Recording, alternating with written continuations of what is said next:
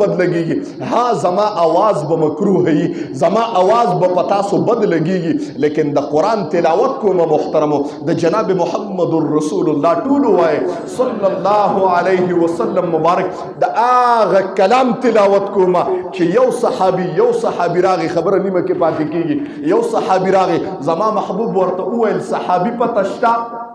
توجه شته، اواز رانه دی، زما الفاظ کې سختیږي معذرت خواهیم، شته پکې ارامیان شته کنه، ارده کې ارامیان د نبی علیہ السلام په زمانه کې چې پاکه خیر القرون والا زمانه و. خیر القرون هغه زمانه ته ویل کېږي چې د شر نه پاکه د فتنو نه پاکه زمانه وه، نو په هغه وخت کې منافقانو نو دا خو شر القرون زمانه ده، دلته به منافقان هم یو ارامیان به مې ورسره که الفاظ مې سختیږي بیا معذرت خواهیم. وی صحابي پته شته د الله رسول د څه شي؟ نبی علیہ السلام مبارک ورته وفرمایل صحابي جبریل لاغی ما ته وی دغه صحابي ټیم برابر دی وفات کیږي، ما وی د الله رسول خجی سو کمجی نن کتا ته چا وی چې پانسی دی د مړ کېږي نو نوړې د لاندې ښکته کېږي، جواب راکړي ایمانونه خو دومره ګیا ګذره شو. د نبی علیہ السلام فرمای آخر زمانه کې به زما امتیان د مرګ نه یریږي، ډېر د څه نه به یریږي؟ د مرګ نه. الله دې معافي وکړي، اول زه بیا موږ ټول تاسو د مرګ نه ډېر یېرې چې مړ شم نو څه به کېږي را سره، ورته پته ده، موږ ته پته ده هغه ځای به لپاره ما څه اعمال نه دي کړي محترم، که مکن ده چې ده زمونږ هغې دپاره موږ څه اعمال نه دي کړي محترم، نو ځکه به یېرېږم. نو صحابو د الله رسول د مرګ نه به ولې یېرېږي؟ دا هلته اخو صحابو د هغوی خو دا ذهن کې هم نه راتله چې داسې خلک به هم راځي او د مرګ نه به هم یېرېږي. صحابه داسې افراد محترم چې تمام ورځ به روجم وه او په دغه روجه کې او بیا د عربو سخته ګرمي محترمو مونږ وایي جیرې روجه مې نیولې ده نو چې په سر مې درد رای یره جي دا روجه راله تکلیف راکوي که هغه صحابه محترمو چې د عربو د سعودي سخته په هغه شګه باندې چې اور به ترې راوته په هغه سخته ګرمۍ کې به هغې روجه نیولې وه دروځې او د جهاد په میدان کې به هم جنګېدل او په یو کجوره به یې ګزاره کوله. حضرت جابر رضی الله تعالی عنہ نه یو تابعی تپوس وکړو حضرت په رمضان کې به په روجه کې به جهاد کو او په یو کجوره به گزاره کوله. هغه ورته وی ته د یو کجوري داسې یو زندگی راله چې روجم وه د جهاد میدان مو بیا یوه کجوره نه میلاوېده نو د کجوري اډوکې به م په خوله کې اچولي او هغه به م جویه محترمو. داسې وخت هغه روجه وه، هغه څه وه؟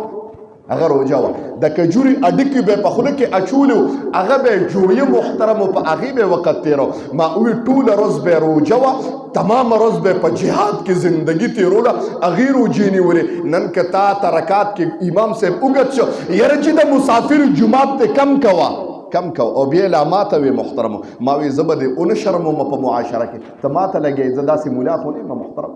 چې ګنې زه ستا تنخواه علم او یا ستا د تنخواه پروا کوم یا ستا نه یریږم داسې. ها منم ایمان مې ضعیف او کمزور ایمان دی خو قسم دی د خدای نه مې د جمعې مبارکه ورځ ده او د رمضان المبارک معظمه میاشت ده. قسم دی په هر بیت الله کې چې زه بیت الله ته ولاړم، په هر بیت الله کې چې اول ولاړم الله نه مې د شهادت سوال کړی دی. ما خدای تمام علما حامد الحق صاحب وګوره د دارالعلوم حقانی شهید شو، د خدای نه مې شهادت والا مرګ غوښتی دی. نو چې ما څوک مړ کړي د دین دپاره دا زما دپاره عظیمه خبره نه ده محترمو. نو داسې ملا هم نه یم چې ستا نه به ویرېږم او ته به ما دبو کې چې یره جي زه به ګورې دا کار وکړم. نو الحمدلله فقیر خو داسې ملا دی چې کفن ګرځوي محترم. الحمدلله چې به ویرېږم که په سر کې ښکرو محترمو او بد کار یې وکړو دین پسې استهدا وکړه قسم دې په دا منبر به وایم، قسم مې درته وخوړ. وایي نبی رسول الله والسلام مبارک صحابي په تشته مړ کېږي د الله رسول څه وکړم څه ماته څه امر دی. نو زما محبوب یو جمله وفرمایله تاسو ته خبره کوم محترمو موږ باندې قرآن بد لګېږي. نبی علیہ السلام فرمایي الصیام والقرآن یشفعان للعبد. بنده تا ته د دې قرآن څه پته شته چې د قیامت په سبا باندې د ما رب تذکره وکړه یوم یفر المرء من اخیه و امه و ابیه و صاحبته و بنیه. د قیامت پر ورځ به ته بربند ولاړ ولاړې پلار به درنه وتښتي، مور به درنه وتښتي، رور به درنه وتښتي، تربور به درنه وتښتي، خور او ښځه به درنه وتښتي، بچی به درنه وتښتي، پلار پسې به منډه کې پلار تا خو زما دپاره حرامې او حلالې نه وې کړې، نن ولې بچیه ها نه دې پیژنمه، رور ته به ودرېږې، روره ته خو زما د آباو د مور او د ګېډې نه پیدا یې، نه دې پیژنم، خور ته به ودرېږې، خورې هغه خور زما نه وې چې خوله به را باندې راله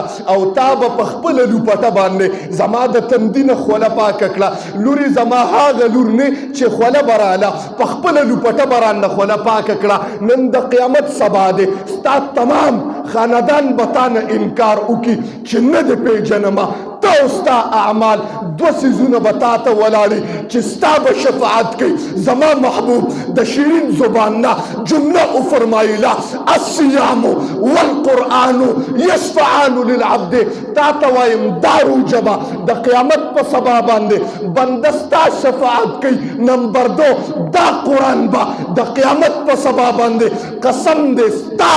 شفاعت کوي او د دې په برکت باندې الله جنت ته دننه کوي. شوق سره سبحان الله. نو دا قرآن پتا بد لګیږي او مولوی صاحب مو وایي جی مولوی صاحب ته دا رکعتونه لنډ که جی دا د مسافر جماعت ته نومې مشروطه ته د ما نه ښه پوهېږې مشروطه ویښته دې غټ غټ دي او ږیره دې پرېښې ده که چا ولیدې عیسایي چې یاره جي مسلمانېږم ستا پته نه لیکن زره ایمان ته په وجود کې نه لرې محترم. اوس ما پسې موندم نه کوي ما وی دله سړی ما پسې موند نه شي کولی الحمدلله دله سړی زما بیان ته نسي کېناستې څومره چې زما بیان ته ناستې الحمدلله فخرن وایم دا ټول نران دي دا ټول غیرتیان دي دله سړی زما بیان ته نه کېني محترم الحمدلله په دې زه فخر کوم. دی به بل جومات ته منډه وي یاره جي دا مولوي صاحب لږې سختې خبرې کوي زه سختې خبرې نه کوم ستا ایمان دومره قوي نه دی چې استطاعت زما د خبرو ولري محترم الحمدلله. فخرن وایم ما ته نران ناست دي الحمدلله ما ته غیرتیان ولاړ دي او ناست دي زما اواز غیرتیان اوري الحمدلله. فخرن وایم فخر دی راته محترم. وی